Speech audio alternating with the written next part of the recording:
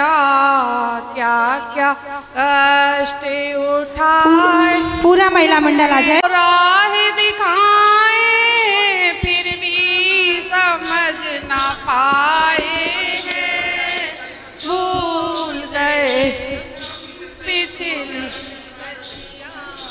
क्या क्या कष्ट उठाए हैं, भूल गए सात व्यसन और चार कसाएं, यही दुख का कारण है।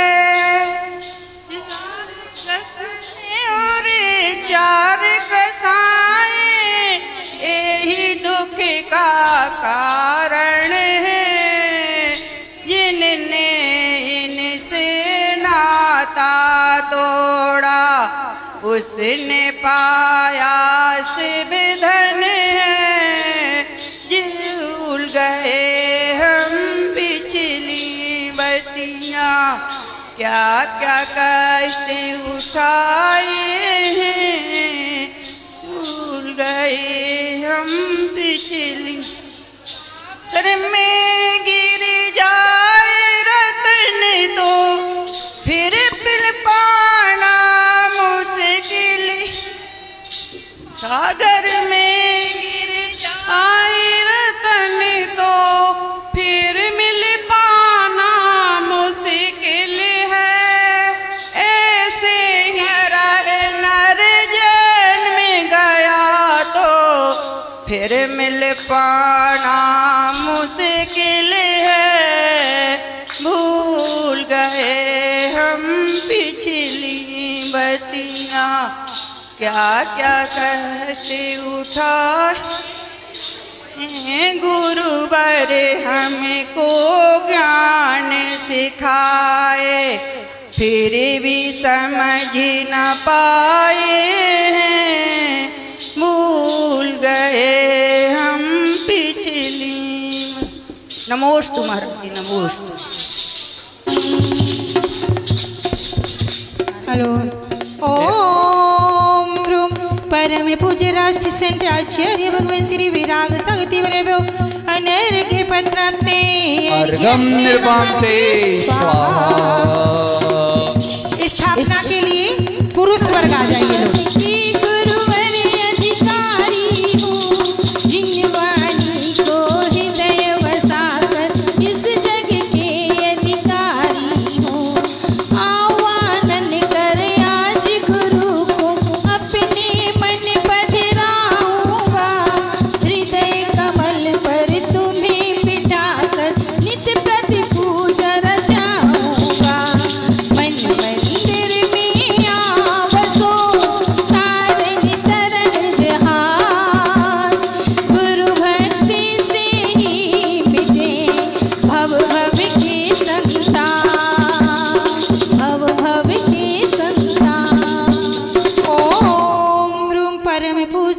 आचार्य भगवान श्री विनम्र शक्तिवर अत्रयोतरत संभुषटावायनेनम अत्र तिष्ठिष्ठाटाय स्थापनम अत्र मम सन्नितो भववस सन्निधिकरणम परिपुष्पांजलिं क्षिपामि।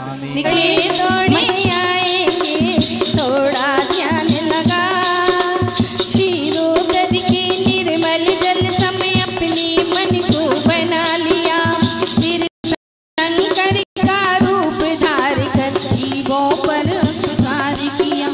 स्वर्ण कलश में जल लेकर के चरणों में अर्पित है, एक जीवन क्या सौ सौ जीवन गुरुवर तुम्हें समर्पित है। थोड़ा ध्यान लगा कि गुरुवर दौड़े दौड़े आएंगे, गले से लगाएंगे, थोड़ा ध्यान लगा। ओम रूम परम पूज्य भक्तामर वाले बाबा उच्च आचार्य श्री विनम्र सागर तीव्र जन्म जरा मृत्यु विनाश नहीं जन्म निर्वापाय में मंगल मंगल बोल की मंगलमय हो जाए जग सारा, मंगल ओम रूम परम पूज्य चरण चरित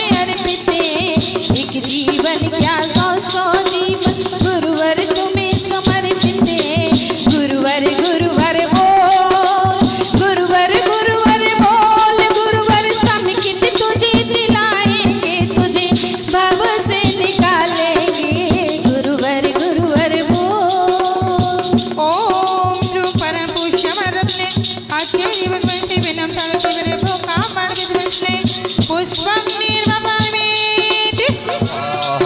रंजन के विविध समूहों ने भी तब मन को ठंडा पाया। दृढ़ संकल्प के महामंत्र ने जीवन पूछ बना डाला। जुदा मिटाने गुरु चरणों में लाडू वर भी अर्पित है। एक जीवन क्या सौ सौ जीवन गुरुवर तुम्हें समर्पित है। गुरुवर गुरुवर गुरुवर गुरुवर बोल गुरुवर समित तुझे दिलाएंगे तुझे मग से बचाएंगे। गुरुवर गुरुवर ओम रूप परम पूज्य श्रवण रत्ने आचार्य भगवान श्री विनम सावित्री वरे भो कामण विद्वस्ने सुधारोग विनाशनाय सुधारक नैवेद्यम निर्वपामि सम्यक ज्ञान का दीप जलाकर निज स्वरूप का दर्श किया। भव्य जीव को उसे बताकर निज कर्तव्य को पूर्ण किया। रत्न दीप की उज्ज्वल ज्योति गुरु चरणों में अर्पित है। एक जीवन क्या सौ सौ गुरुवर तुम्हें समर्पित है। मंगल मंगल बोल मंगल मंगल बोल कि मंगल में मंगल मंगल बोल। ओम रूप परम पूज्य काव्य सम्राट आचार्य भगवान श्री विनम सावित्री वरे भो मोहन कर विनाशने दीपम निर्वपामि विनम्र अकादमी के सभी बच्चे खड़े बस कर्मों के नाशे तु चरणों में धूप समर्पित है। एक जीवन क्या सौ सौ जीवन गुरुवर तुम्हें समर्पित है। गुरु का ध्यान लगा गुरु का ध्यान लगा कि ज्ञानी गुरुवर तुझे बनाएंगे तुझे कर्म से बचाएंगे। गुरु का ध्यान लगा ओम रूप परम पूज्य आचार्य भगवान श्री विनम सावित्री वरे भो अष्टकंडे धूपम निर्वपामि केला सेब बादाम आपको देख न मन ललचाया है। अंतराय को दूर भगाने तुमने कदम बढ़ाया है। उत्तम फल को पाने गुरुवर चरणों में अर्पित है।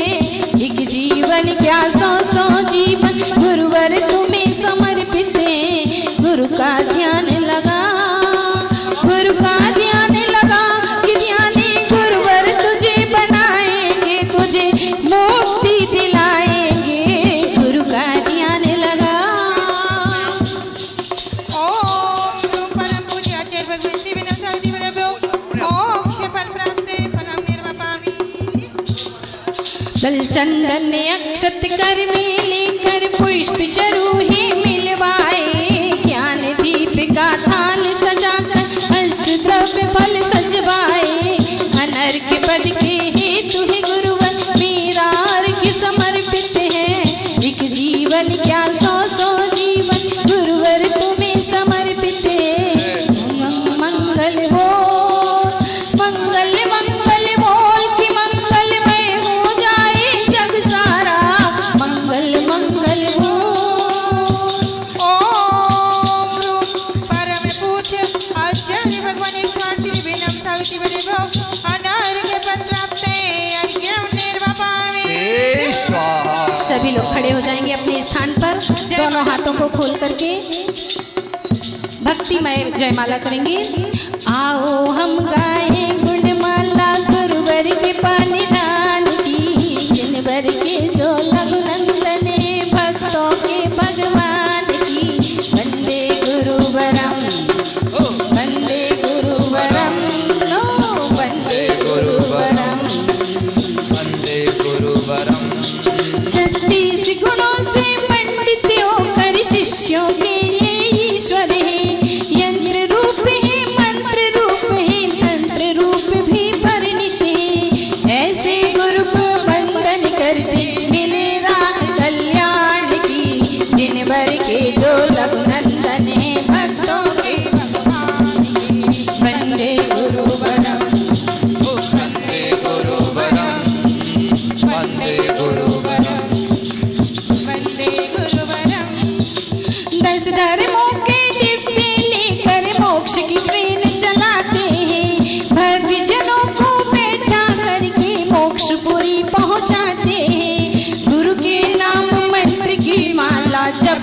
बुद्धि सद्ज्ञान की, जिनवर के जो लघुनंदन है भक्तों के भगवान की।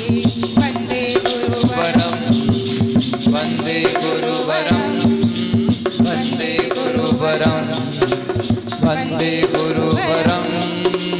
भक्तामर को शुद्ध पढ़ा कर पूजन करना सिखलाते हैं, जीवन के अनसुलझे प्रश्नों को भी गुरुवर सुलझाते हैं। ऐसे गुरु के गुण गाए हम, जाप जपे गुरु नाम की, जिनवर के जो लघुनंदन है भक्तों के भगवान की। वंदे गुरुवरम वंदे गुरुवरम, बोलो बोलो वंदे गुरुवरम वंदे गुरुवरम। ओम ब्रूम परम पूज्य आचार्य भगवान श्री छठ विनम्र सागति बरे भो। जय मालाय पुनर्यम निर्वापावे। बन गुरु गाऊं हर पल गान, गुण को पाने के लिए करूं विनम्र प्रणाम, करूं विनम्र प्रणाम। अब मैं आचार्य भगवान के चरणों में कोटि कोटि नमन करता निवेदन करता हूँ। हे भगवान, हम सभी को धर्म उपदेश देने की कृपा करें। नमोस्तु भगवान, नमोस्तु भगवान, नमोस्तु भगवान। एक बार पंच परमेष्ठी मंत्र का स्मरण कर लें। ओम नमो अरिहंताय नमः। ओम नमो अरिहंताणं। ओम नमो सिद्धाय नमः। ओम नमो सिद्धाणं। ओम नमो आयर्याय नमः। ओम नमो आयर्याणं। ओम नमो वच्छयाय नमः। ओम नमो वच्छयाणं। ओम नमो लोय सव्वसाहुनम्। ओम नमो लोय सव्वसाहुनम्। ओम नमो लोय सव्वसाहुनम्। ओम नमो लोय सव्वसाहुनम्। एक खजाना श्री आदिनाथ भगवान की जय। एक खजाना श्री पार्श्वनाथ भगवान की जय। एक खजाना श्री महावीर भगवान की जय। परम पूज्याचार्य गुरुवर श्री विराट सागर जी गुरुदेव की जय। हिंसामयी जैन धर्म की जय। बोले परम पूज्य उच्चारणाचार्य भगवान गुरुवर श्री विनम्र सागर जी गुरुदेव की।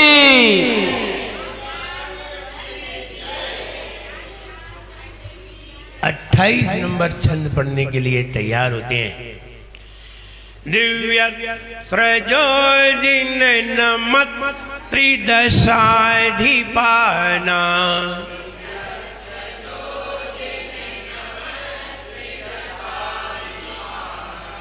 दिव्य सृजो जिन नमत त्रिदशाधिपाना।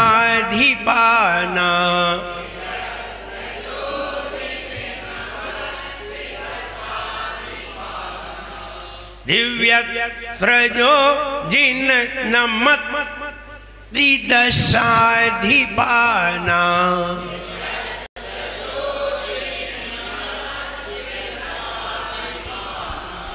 मुसृत जे रत्न रचिता नपि मौली बंधान।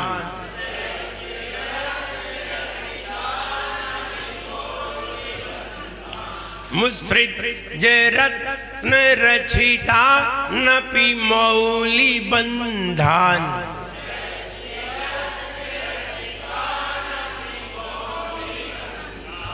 पादौ श्रयन्ति भवतो यदि वा परत्र।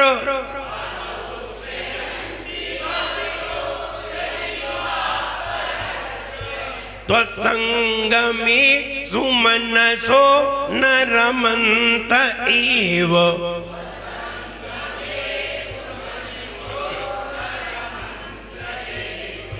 दिव्य सृजो जिन नमत त्रिदशाधिपाना।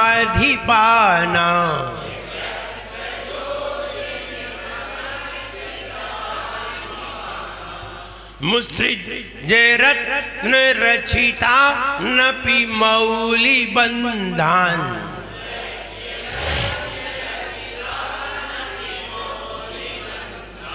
पादौ श्रयन्ति भवतो यदि वा परत्र।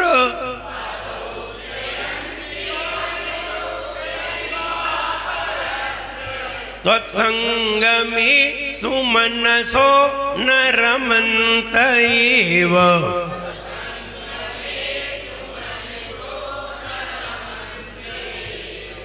सभी लोग पढ़िए।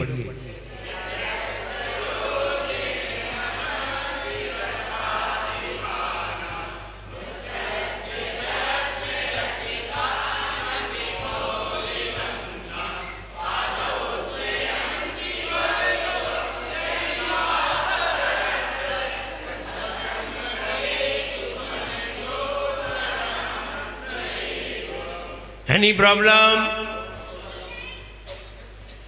दिव्य स्रजो जिन्न मत त्रिदशाधिपाना।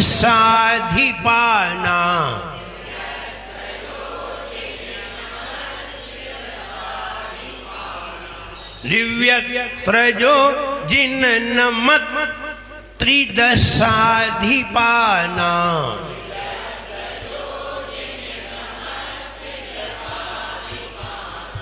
मुसृज्य रत्न रचिता नपि मौली बंधान।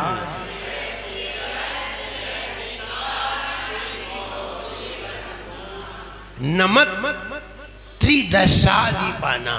नमत त्रिदशाधिपाना। आधे ता को पहले बोलना है।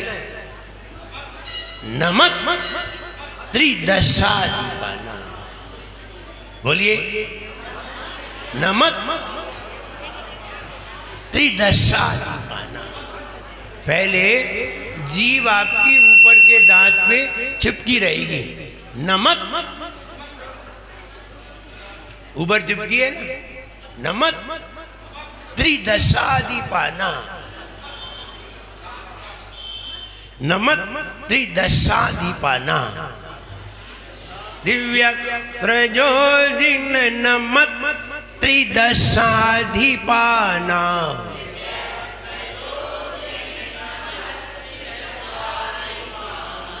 अब पढ़िए पूरा।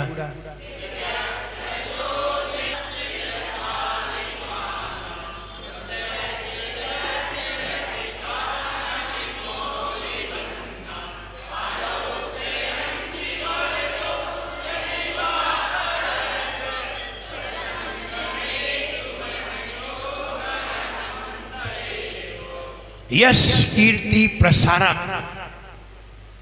यश कीर्ति का विस्तार करने वाला, यश कीर्ति को बढ़ाने वाला, यश कीर्ति की वृद्धि करने वाला, यश कीर्ति को इंक्रीज करने वाला। यश कीर्ति कैसे बढ़े? अभी अभी हमें लोग टीकमगढ़ में पहचानते हैं, हमें झांसी तक कैसे जाने, हमें आगरा तक कैसे जाने, हमें दिल्ली तक कैसे जाने, और हमें पूरे भारत में कैसे पहचाने। ये यश कीर्ति है। स्पेस बढ़ता गया, यश कीर्ति बढ़ती गई, स्पेस बढ़ता गया। इसलिए जिसकी यश कीर्ति ज्यादा होती है पूरे विश्व में नाम होता है। जैसे पहले मोदी को गुजरात में जानते थे, अब भारत में नहीं पूरे विश्व में जानते हैं। यश कीर्ति। तो यश कैसे बढ़ता है? हर किसी की प्रशंसा करो, चाहे उसमें गुण हो या तुम्हारे माफिक गुण न हो, कोई जरूरी नहीं है। जो तुम चाहते हो वही गुण वही उसी गुण की तुम प्रशंसा करोगे। बहुत से गुण ऐसे भी हैं जो तुम नहीं चाहते, उनकी भी प्रशंसा होती है। तुम नहीं करते तो तुम्हारा यश कीर्ति नहीं फैलेगा। इसलिए प्रशंसा उसकी भी करना है जिसमें कम गुण हो। तुम्हारे माफिक आपको रत्नत्रय पसंद है, आप रत्नत्रय की प्रशंसा करेंगे और किसी की नहीं करेंगे, और किसी की भी करनी पड़ेगी, वरना आपको सारी दुनिया पसंद नहीं करेगी। और कहते हैं कि रत्नत्रय की प्रशंसा में सबकी प्रशंसा है, ऐसा नहीं है। रत्नत्रय की प्रशंसा में रत्नत्रय धर्म की ही प्रशंसा है, और एक निश्चित जगह ही तुम्हारी प्रशंसा है, सब जगह नहीं है। लेकिन सब जगह हो तो तुम्हें सब जगह की प्रशंसा करनी पड़ेगी। आपने देखा योगी जी ने लाउड स्पीकर बंद कराए तो केवल मस्जिद के ही नहीं कराए, प्रत्येक मंदिर की कराए। अगर एक जगह के कराते तो कुछ लोग ही प्रशंसा करते, सारे लोग प्रशंसा नहीं करते, और जब उसने सारे करा दिए तो सारे लोग प्रशंसा करते हैं। इसलिए प्रशंसा तो सबकी ही करनी है, ऐसा नहीं है कि तुम जो करते हो वही सही है, नहीं, सभी लोग कहीं ना कहीं सही करते हैं, और कहीं ना कहीं सही करते हैं तो उन्हें भी उसका लाभ प्राप्त होता है। आपने देखा हो कई लोग जैन नहीं है फिर भी उनके पास बहुत धन है। क्या जैनियों के पास ही धन है? नहीं, कई लोग जैन नहीं है और धन का अंबार है उनके पास। अंबानी हो, अडानी हो, जो भी हो, मतलब ये उनके पास धन है। क्या जैन धर्म का पालन करने से ही धन होगा? नहीं, ये बात नहीं है। दान करने से धन होगा। किससे? दान करने से। और दान करना, उत्कृष्ट दान करने से उत्कृष्ट धन होता है। विदेश में देखिए जैन धर्म नहीं है लेकिन धन इतना है कि हम वहां जाकर के नौकरी करते हैं, वो तुम्हारे यहां आकर के नौकरी नहीं करते, हम वहां जाकर के करते हैं। अमेरिका वाले इंडिया में आके नौकरी नहीं करते, ना दुबई वाले इंडिया में आके नौकरी करते हैं, इंडिया वाले जाकर के वहां नौकरी करते हैं। इसका मतलब है धन कहाँ है? वहां है। सोने की कारें हैं, सोने की कारें घूम रही हैं। धन कहाँ जाता है? जहां दान की प्रक्रिया जाता है, वहां के दान की प्रक्रिया अपन को मालूम नहीं है। आप लोगों को शायद मालूम हो, नहीं मालूम हो, मुझे तो मालूम है। वहां की दान की प्रक्रिया यहां जैसी नहीं है। यहां जैसी वहां के दान की प्रक्रिया नहीं है। वहां के दान की प्रक्रिया बिल्कुल आगमानुकूल है, जैसी शास्त्रों में लिखा है, बिल्कुल वैसी है। और जैसी अपन को कहने में भी अच्छा लगता है कि दान देते समय हमें ये नहीं देखना चाहिए हम कितना दान दे रहे हैं, और हम तो देख करके दान देते हैं। और वहां देख करके दान नहीं देते। दुबई मुस्लिम देशों में देख करके दान नहीं देते। अगर देख लिया तो वो कहते हैं दान का फल नहीं मिलेगा। वो बिना देखे दान देते। बिना देखे कैसे देते? मैं एक उदाहरण बता रहा हूँ, और उदाहरण से मतलब ये नहीं है कि उदाहरण है, घटना बता रहा हूँ। जब वहाँ का विदेश का व्यक्ति मेरे पास आया, दुकानदार आया, मैंने पूछा आप वहाँ कैसे दुकान करते हैं, कैसे लोग आते हैं, कैसे बात करते हैं, आप उर्दू में कैसे बात करते होंगे, अरबी में, फारसी में कैसे बात करते होंगे? बोले महाराज हम वहाँ की थोड़ी बहुत भाषा जानते हैं, तो वहाँ की भाषा में बात करते हैं, वहाँ के लोगों से वहाँ की भाषा में बात करते हैं। तो उसने एक दान की प्रक्रिया प्रकरण बताया। उसने कहा महाराज वहाँ के लोग ऐसे हैं, वहाँ कोई भिखारी नहीं होते, वहाँ फकीर होते हैं, और भिखारी जैसे नहीं होते, अच्छे होते हैं। और वो ये भी विचार नहीं करते ये फकीर युवा है, ये फकीर वृद्ध नहीं है, हाथ पांव से लाचार है कि नहीं है, स्वस्थ है कि नहीं है, ये विचार नहीं करते। वो फकीर देखते हैं। और बोले एक महिला थी, एक महिला ने मेरे यहाँ 4000 रुपये का सामान लिया। सामान लेने के बाद सामान लिया और लेने पर जब सामने एक फकीर आया, उसने दुकान के पास आकर के अपना, जैसा अपना नरियल होता है, आधा नरियल फकीर ने सामने फैलाया तो वो महिला खड़ी थी। दुकानदार ने कुछ दिया न दिया ये बात की बात है, महिला खड़ी थी, उसने अपने पर्स में हाथ डाला और पर्स में हाथ डाल करके जो भी हाथ में आ गया और उसे दे दिया। उसके हाथ में 200 दीनार थी। कितनी दीनार? एक दीनार 250 रुपए की होती है। एक दीनार 250 रुपए की होती है और 200 दीनार उसने हाथ में लेकर के देखा नहीं और उसे दे दी और दे दिया, उसके उसमें डाल दी। अब उसके पास उतने पैसे नहीं थे कि दुकानदार से सामान लिया है उसके चुका दे, पहले उसे दे दिया और उससे ये कहा कि तुम्हें हम बाद में दे दें। तो देखो दान की पद्धति कि उसने देखा नहीं, पहले सामान के लिए उचित नहीं समझा, दान देना उचित। तो दान से क्या होता है? दान से होता है धन। धन कैसे होता है? दान से महाराज बनने से नहीं होता, महाराज बनने से स्वर्ग जाओगे। दान से होता है धन, देने से होता है लेना।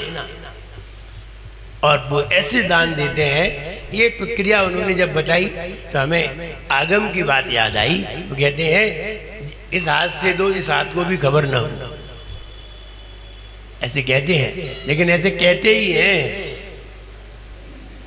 ऐसे कहते हैं, सुनते हैं, पढ़ते हैं, लेकिन करते नहीं है। वहां वो देखने को मिला, यूं निकाला और ऐसे। तो कहने का मतलब ये है कि हम यहाँ कह रहे हैं यश कीर्ति प्रसारक, हम सबकी प्रशंसा करें, वे भी प्रशंसनीय है। दान देने में वो भी प्रशंसनीय है, ऐसा नहीं है प्रशंसनीय नहीं है, प्रशंसनीय है। स्वच्छ रहने में, स्वस्थ रहने में प्रशंसनीय। इसलिए सबकी ही प्रशंसा होनी चाहिए और हर किसी में कोई ना कोई गुण विराजमान है, हम उसके गुण की प्रशंसा करें, ना कि उसकी अवगुण की।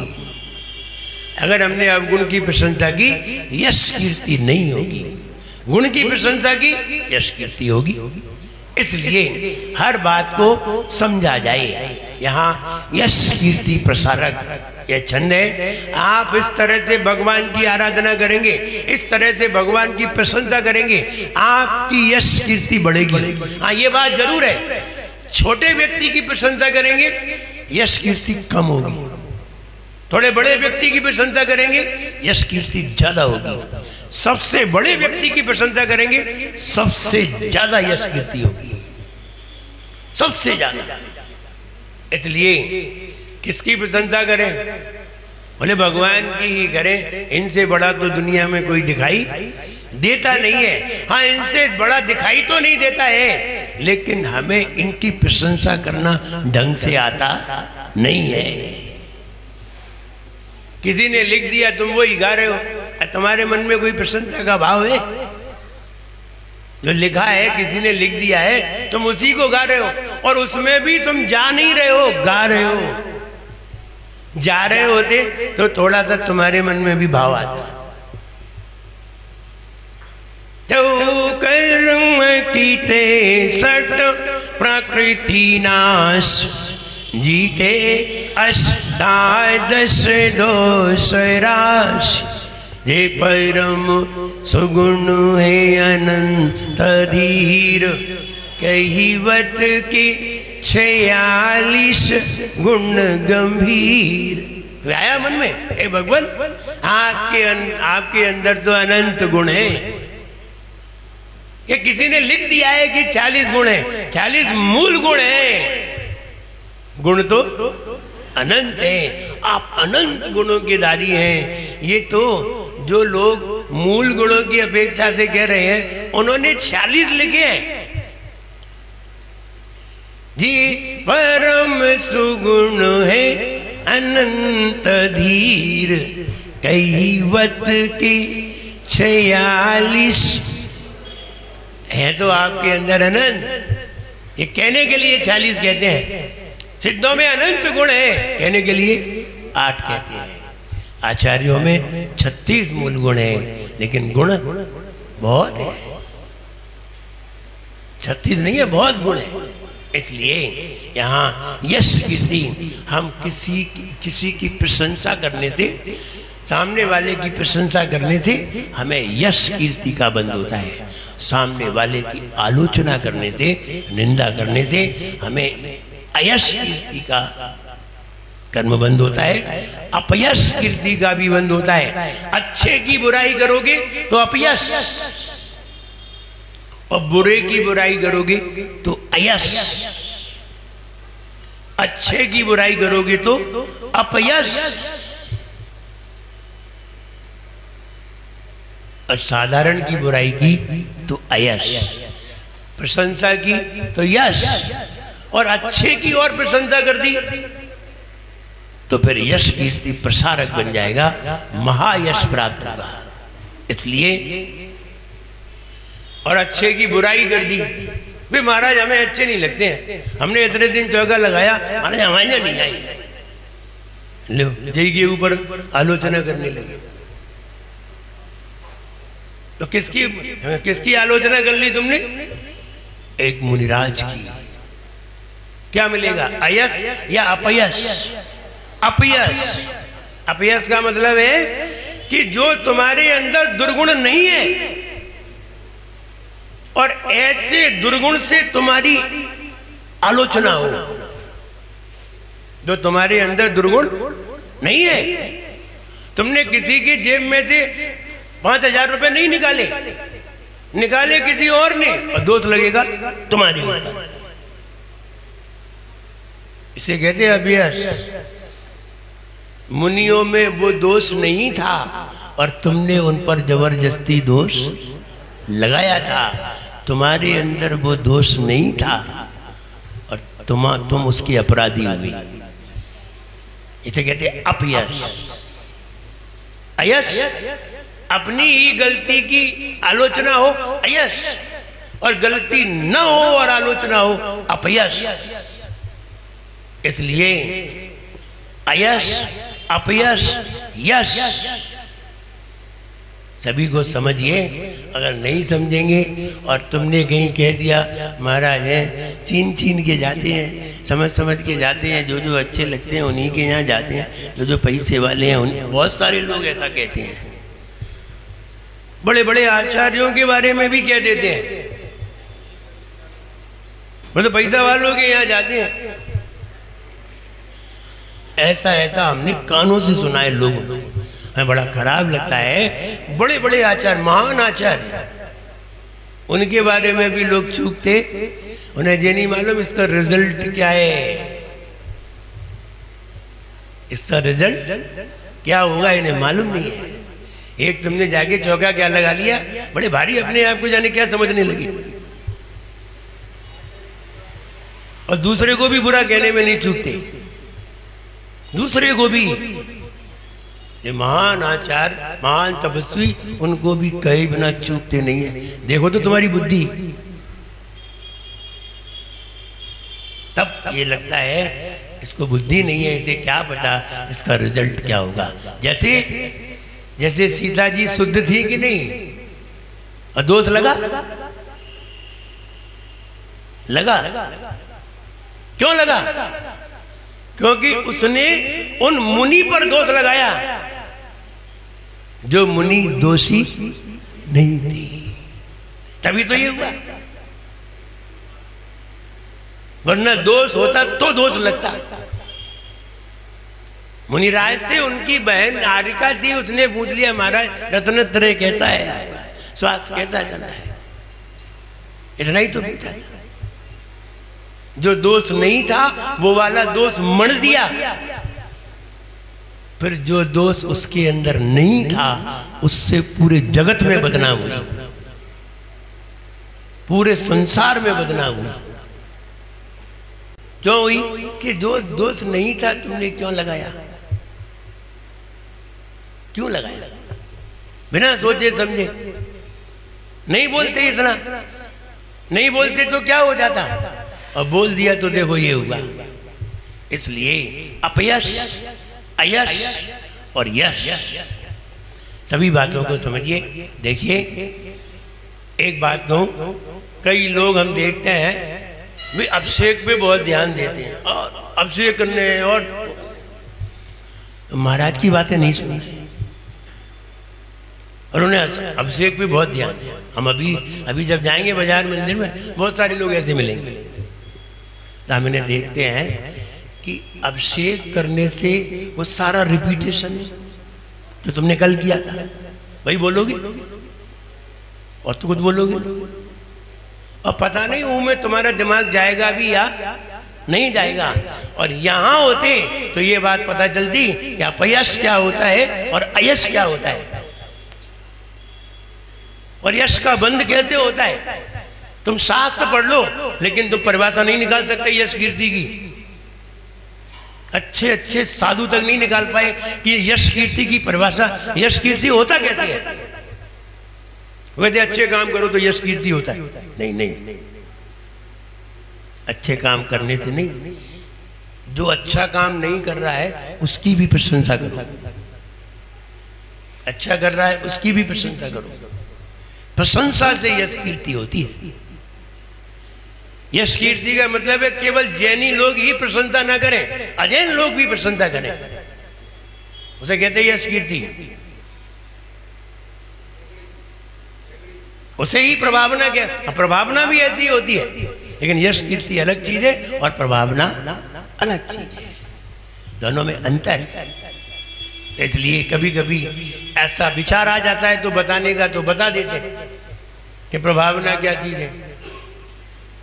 तुम यहां बैठ करके ये सोच रहे हो हम बहुत बढ़िया जुलूस निकालेंगे, हम बहुत बढ़िया सारे लोगों को बताएंगे हम किस तरह जनवाणी की आराधना करते हैं, ये तुम्हारी भावना है, प्रभावना नहीं है। ये क्या हुई? भावना हुई, क्योंकि मंदिर में बैठ करके तुम कुछ भी करोगे ये प्रभावना नहीं है, ये भावना है। अच्छा सोच रहे हो, अच्छा कर रहे हो, मंदिर में खूब पूजन कर रहे हो, नृत्य कर रहे हो, भक्ति कर रहे हो, आरती कर रहे हो, ये प्रभावना नहीं है, ये भावना है। अब प्रभावना क्या चीज है? प्रभावना वो चीज है जो लोग मंदिर नहीं आए थे उन लोगों को मंदिर में बुलाना। कैसे बुलाओगे? निमंत्रण देने जाएंगे तो भी नहीं आएंगे, भोजन का रख लेंगे तो भोजन करने आएंगे, कोई मंदिर की आराधना करने नहीं आएंगे। ऐसे भी लोग हैं, भोजन रख दो तो तब आ जाए। मैं एक जगह अभिषेक में जा रहा था, वहां देखा अभिषेक होना था 5:30 बजे, वहां लेट होता था राजस्थान में, अभिषेक 5:30 बजे, और लोग पहले से ही भोजन के लिए तैयार बैठ गए पट्टी पे। हमने कहा अरे अभी तो अभिषेक ही नहीं हुआ है, अभिषेक के बाद ही तो भोजन होंगे, अभी अभिषेक तो हुआ नहीं है। तो वे लोग बोले हमें अभिषेक से क्या मतलब,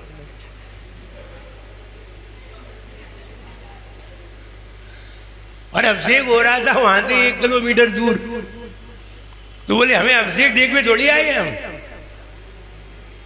हमें तो ये बताया था कि तुम्हारा सामूहिक भोजन है। तो ऐसे भी कई लोग, यहाँ कोई प्रभावना नहीं है। प्रभावना वो है हमने यहाँ जो सोचा कि बढ़िया जुलूस होना चाहिए, हम एक सी ड्रेस में जाएंगे, सुंदर आभूषण पहन के जाएंगे, हाथ में जिनवाणी लेकर के जाएंगे और अच्छी शिष्टाचार से सारे लोगों को बताएंगे। तो जो लोग मंदिर नहीं आ रहे थे अथवा जो अजैन लोग हैं वे लोग देख करके तुम्हारी प्रशंसा करें, उसको कहते हैं प्रभावना। ये मंदिर में बैठ करके ये प्रभावना नहीं होती, मंदिर में बैठ करके भावना होती है।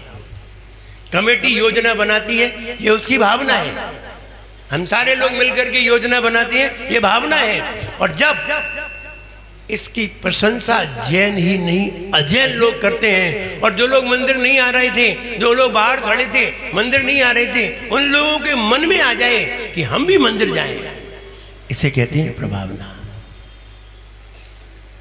जो गिरे हुए लोग हैं उनको उठा करके मंदिर पे ले आना, ये प्रभावना है। कैसे लाएं?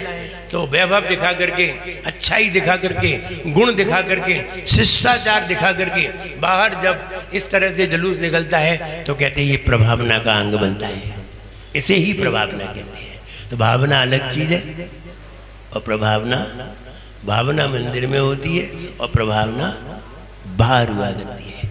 जब किसी को दीक्षा देते हैं तो रायन पार्क में कार्यक्रम करते हैं और वहाँ दीक्षा देते हैं, अजैन लोग बहुत सारे देखते हैं, बोले ऐसे दीक्षा होती है? ये प्रभावना है, प्रशंसा कर रही है। ये क्या हुई? प्रभावना। इसलिए प्रभावना अलग चीज है और यश कीर्ति, यहाँ यश कीर्ति की बात है।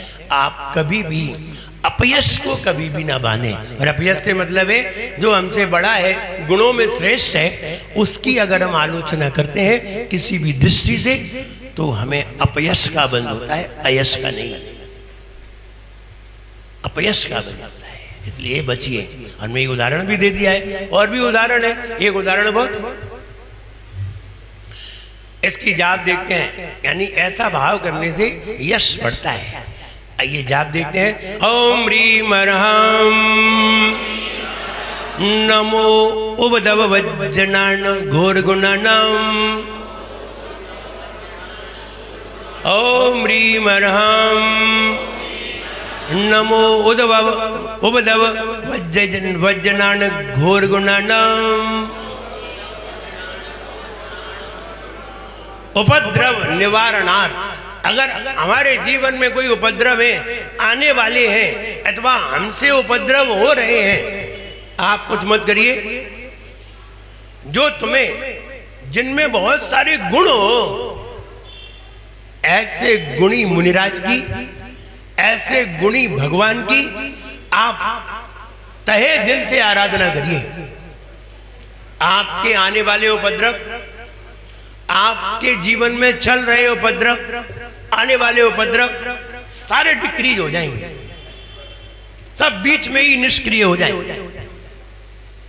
लेकिन अगर हम उन गुणों की आराधना नहीं करेंगे तो हमारे उपद्रव मिटने वाले कोई तरीका नहीं है कि उपद्रव मिट जाए। सामने से तीर आ रहा है और तीर तुम्हें लगेगा आकर के, सामने से 1 घंटे बाद तीर आएगा और तुम्हें लगेगा, 1 घंटे बाद कोई बम गिरेगा, तुम्हारे ऊपर गिरेगा। अब तुम कर क्या सकते हो? अब सिर्फ किसी श्रेष्ठ गुणी के गुणों का स्मरण करके हम उस बम को यहां की जगह दूसरी जगह फेंक सकते हैं। या तो बम दूसरी जगह चला जाएगा या हम ही वहां से चले जाएंगे। आखिरकार हम बच जाएंगे, या तो वो तीर ही नहीं आएगा, या बीच में ही डिसमिस हो जाएगा, या हम वहां से हट जाएंगे। कहते ना, 1 सेकंड का पता तब चलता है जब बंदूक से निकली हुई गोली मेरे बाजू में यहां लग रही हो और मेरी गर्दन यूं हो गई हो, तब पता चलता है 1 सेकंड की कीमत क्या थी। बंदूक से गोली निकली और हमारी गर्दन पे लग रही हो और हमारी गर्दन यूं हो गई, बस इतने में ही हम बच गए। तब पता चलता है 1 सेकंड की कीमत क्या होती है। लेकिन ये भी कोई पुण्य की सत्ता से होता है, वैसे ही नहीं हो जाता। आइए, ऐसे मुनि महाराज जो घोर गुण रिद्धि के धारी हैं, बहुत डीपली गुण जिनके अंदर है, बहुत स्ट्रिक्टली गुण जिनके अंदर है, बहुत ही डार्कनेस गुण है जिनके अंदर। एक होते हैं उथले उथले और एक होते हैं बहुत गहरे, दोनों में अंतर होता है। एक होते हैं जरा सी कोई बात कह दे तो वो बिचक जाए और कहें हाँ ऐसा नहीं, ऐसा भी हो सकता है, और एक होते नहीं ऐसा ही है, दृढ़ होते हैं। तो घोर गुणानम जो दृढ़ गुण के धारी है, घोर गुण के धारी है, वे मुनि महाराज हरेक क्षेत्र में विराजमान। और मुनि महाराज को मन से, वचन से, काय से बारंबार प्रणाम भी। चित्र देखिए, पार्श्वनाथ भगवान विराजमान, और देखिए भगवान के चरणों में इंद्र लोग झुक रहे हैं, और नीचे देखिए मालाएं भी पड़ी हैं, माला भी पड़ी है, और मुकुट भी नीचे माला भी पड़ी है, और मुकुटधारी देव लोग भी झुक रहे हैं। क्या कहने जा रहे हैं वो देखिए।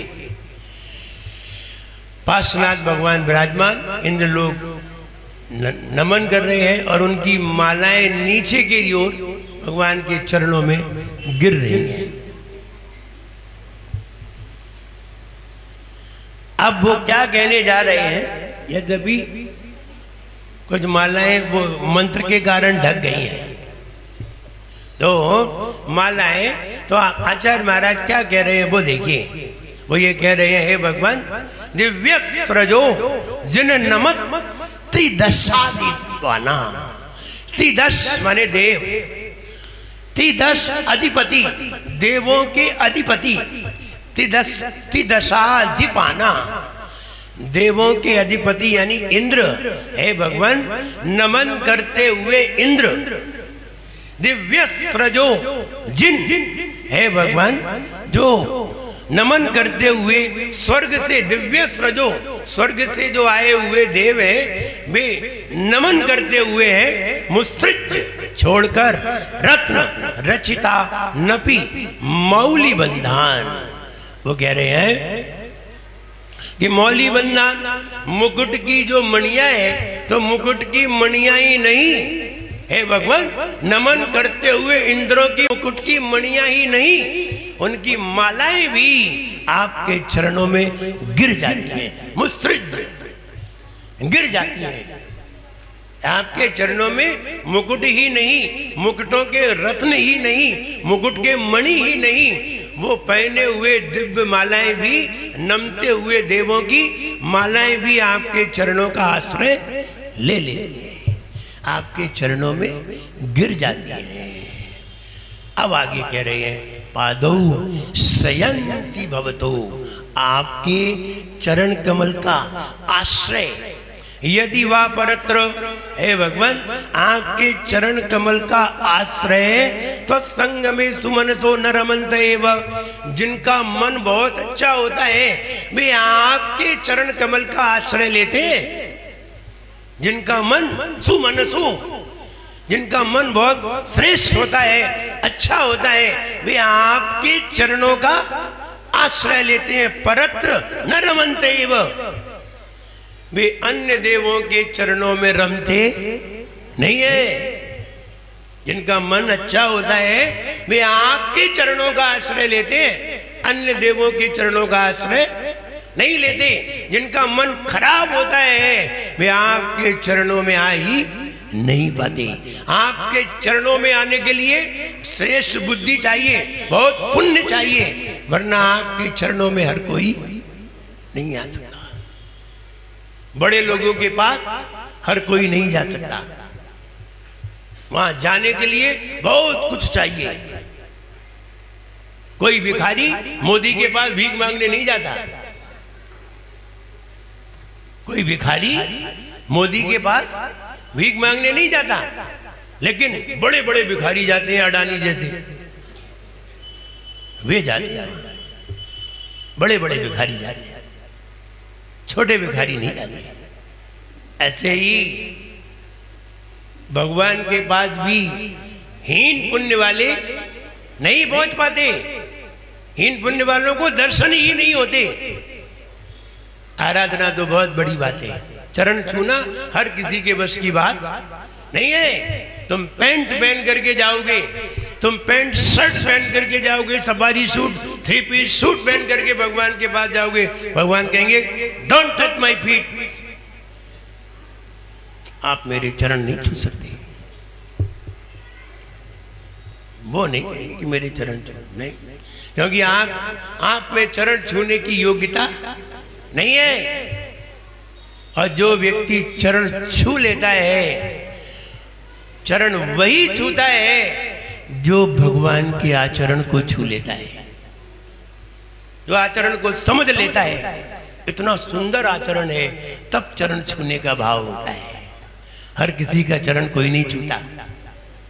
इसलिए भगवान के, हे भगवान, पादौ शयंती, आपके चरणों का भवतो, आपके चरणों का आश्रय, तो संग में सुमनसो, जिनका मन श्रेष्ठ होता है वे आपके चरण का आश्रय ले लेते हैं। परंत न रमनते एवं, अन्य देवों के पास वे रमण नहीं करते। वैसे ही हे भगवान, इन नमते हुए इंद्र, नमस्कार करते हुए इंद्र, उनके मुक्तों की मणियां ही नहीं, उनकी दिव्य मालाएं भी आपके चरणों का आश्रय ले लेती हैं, आपके चरणों में गिर पड़ती हैं। उनके मुक्तों के मणि ही नहीं, उनके गले की मालाएं भी आपके चरणों में पड़ जाती हैं। तो ठीक ही है, अच्छे मन वाले लोग होते हैं, अच्छे मन वाले भव्य प्राणी ही आपके चरणों का आश्रय लेते हैं। जिनके मन अच्छे नहीं होते वे अन्य जगह जाकर के शरण लेते हैं। अगर हमें जिनेंद्र भगवान की शरण मिली है, उनकी आराधना मिली है, निश्चित मानिए हम बहुत पुण्यशाली, भाग्यशाली हैं। वरना कहाँ मिलता जैन धर्म, किसको मिला है जैन धर्म? जरा देखिए बाहर जाकर के लोग किस तरह भोग विलास में लिप्त हैं, और काय का धर्म, क्या जाने धर्म क्या चीज होती है। इसलिए आप भी उद्यम करिए। जनेंद्र भगवान मिले हैं तो क्या करने जाते हो? दर्शन करने जाते कि पूजन? अभिषेक करने जाते हो कि दर्शन करने जाते हो?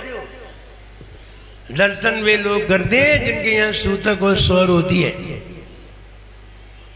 जो लूले, लंगड़े, गूंगे, बहरे, अपाहिज, बीमार, ऐसे लोग, स्वर, सूतक, अशुद्ध, ऐसे लोगों के लिए भगवान का दर्शन करने को कहा है। लूले, लंगड़े, गूंगे, बहरे, अपाहिज और रोगी और शोर सूतक से अशुद्ध, ऐसे लोग सिर्फ दर्शन करें, भगवान को स्पर्श न करें। लेकिन जो लोग इनसे रहित हैं वे लोग भगवान की आराधना के अधिकारी हैं, वे सौभाग्यशाली हैं। एक व्यक्ति की एक उंगली कट गई, वो आचार्य श्री के पास आया, बोला महाराज मेरी एक उंगली कट गई, मैं हार दे सकता हूं?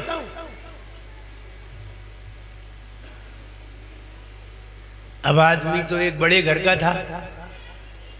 आचार्य श्री क्या जवाब देते? उन्होंने कहा बेटा जब तुम्हारी उंगली नहीं कटी थी तब तुम हार देते थे। बोले नहीं। अब क्यों याद आया हार देने का? जब तुम भाग्यशाली थे तब सौभाग्यशाली न बन सके, और अब अभाग्यशाली हो गए, अब कैसे भाग्यशाली बन सकते हो? जब तुम्हारी उंगली नहीं कटी थी तब हार देते थे? बोले नहीं। दिया कभी? बोले नहीं। अब देने का भाव क्यों आया? विचार करो। ऐसे लोग सबसे पहले आते हैं महाराज के पास, अरे हम हार दे सकते हैं कि नहीं? हमारे यहाँ अजैन की बहू आई है, महाराज हम हार दे सकते हैं कि नहीं? हाँ, जब नहीं आई थी तब देते थे? नहीं, तब नहीं देते थे। अब काय को देने आए हो? अब क्यों आए हो? अब ये बताने आए हम सही हैं। महाराज ये कहते हैं कि आप सही हो, तो महाराज इतने पागल तो है नहीं कि तुम्हें कहते कि तुम सही हो। तो इसलिए जब कभी ऐसा हो जाता फिर जरूर पूछने आएंगे, देना लेना है वो तो बात की बात। तो यहाँ कहे हे भगवान आपको नमन करते हुए इंद्र, आपको नमन करते हुए इंद्रों के मुकुट की मणि ही नहीं, उनकी मालाएं भी आपके चरण में गिर पड़ती हैं, तो ठीक ही है। जो अच्छे मन वाले भव्य जन होते हैं वे ही आपके चरणों का आश्रय लेते हैं, अन्य कोई देवों का आश्रय नहीं लेते। ये बात भावपूर्वक उसमें दर्शाइए। आइए, फीड कराने में समय लगेगा, इसलिए हम पद्यानुवाद पढ़ने के लिए तैयार होते हैं। अच्छा, रिजल्ट भी है, इसलिए प्रेम करिए भगवान से। व्यक्ति को, संजीव भैया, माता पिता की नसीहत बहुत खराब लगती है हर किसी को। किसकी? माता पिता की नसीहत बहुत खराब लगती है, लेकिन माता पिता की वसीयत वो हमें ही चाहिए। नसीहत बहुत खराब लगती है। वो कहते हैं ऐसा नहीं करो, रोज पूजन करो, नहीं हम नहीं करेंगे, और वसीयत हमें ही मिलने। तो इसलिए माता पिता की नसीहत सबको खराब लगती है, लेकिन माता पिता की वसीयत सबको अच्छी लगती है। इसलिए वसीयत से नहीं, नसीहत से प्रेम करो। नसीहत से प्रेम करोगे, वसीयत तुम्हारी ही होगी और किसी की नहीं होगी। एक बार उनकी नसीहत से तो प्रेम करो, वो जैसा कहे वैसा करो तो सब कुछ तुम्हारा ही है। इसलिए आइए पद्यानुवाद पढ़ने को तैयार होते हैं। दिव्य पुष्प की मालाएं सुर मुकुटों में जगमग करती, हे प्रभु तब चरणों को पाकर छोड़ मुकुट पद को वरती। तुमको पाकर कोई सुधी जन जाता नहीं अन्य स्थान, जहाँ प्रेम उत्तम मिलता है प्राणी वही करे विश्राम, प्राणी वही करे विश्राम। कल्याणों के धाम में पार्श्वनाथ भगवान, उन प्रभुवर को मैं सदा करूं विनम्र प्रणाम। उपसर्गों को जीत कर पाया केवल ज्ञान, पार्श्वनाथ जिन देव को लाखों बार प्रणाम। नमस्कार इंद्रादिक करते रत्न मुकुट में शोभा वरते, उनमें जड़ित पुष्प मालाएं जिन चरणों गिर पड़ते। प्रभु चरणों से प्रेम हुआ है, उसने भव दुख छोड़ दिया है। अच्छे मन वाले ये प्राणी, जिसने प्रभु पद प्रेम किया है, जिसने प्रभु पद प्रेम किया है। इंद्र विनम्र करे नमन करके प्रभु गुणगान, उन्हें विनम्र प्रणाम। कब मिट जाए रे हो जीवन है पानी की बूंद, कब मिट जाए रे होनी अनहोनी, होनी अनहोनी, कब क्या घट जाए रे। जीवन है पानी की बूंद, कब मिट जाए रे हो जीवन है पानी की बूंद, कब मिट जाए रे। श्री पार्श्वनाथ भगवान की